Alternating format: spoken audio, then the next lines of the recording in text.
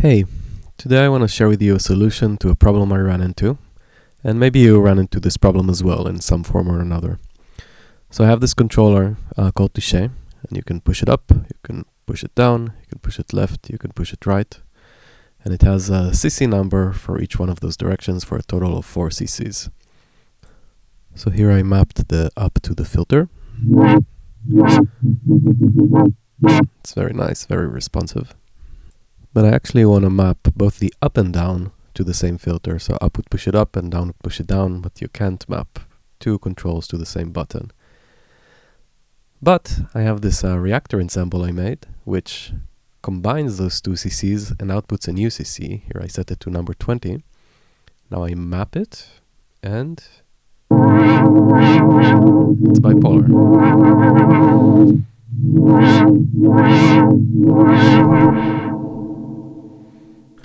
It does require a bit of wiring, unfortunately. You can't listen to the same Midi port in two different applications. So for this purpose, I created a virtual Midi port, called it Reaktor. And the way you do it is you type in the name here and click plus, and that's it. Then in the settings of Reaktor, I set it to listen to Touché and to output to Reaktor. And in the Ableton, I prevented it from listening to Touché because it's listened by Reaktor, and instead it's listening to the Reaktor, this virtual port I made. And since I'm already intercepting and rewriting CC values, there's another feature I wanted, which is autofilters quantize, which quantizes the modulation for the filter to make really nice sounds. Wouldn't it be nice to have this on every kind of modulation, not just autofilter?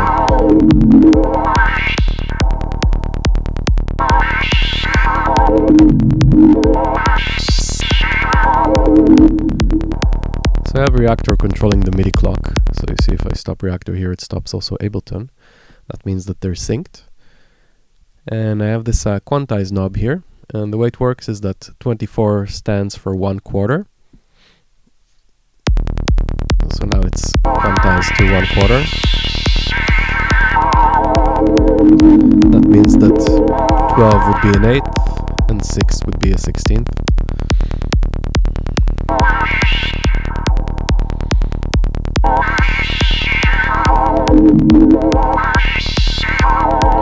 And you can see that it just quantizes the values instead of moving smoothly.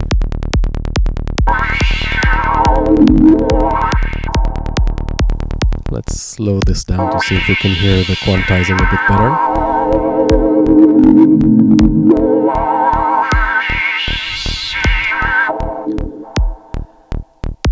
And also I added this smoothing feature, which simply passes the quantized value through a slew limiter, which basically smooths the value, the transitions, so it's a bit less choppy.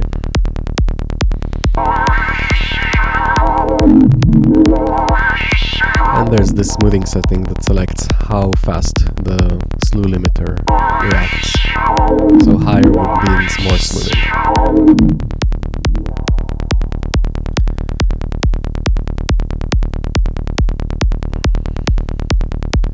And 1 means no quantizing at all. It's fully smooth. As you can see, it's very reactive. Bypassing it puts it back in the original non-bipolar mode. So this is what I have, and it's working really nice. And note that I'm not using ACO right now, so I don't have Ableton Link, but Reaktor does support Link, so you can sync Ableton and Reaktor using it. And that's what I wanted to show you. Thank you.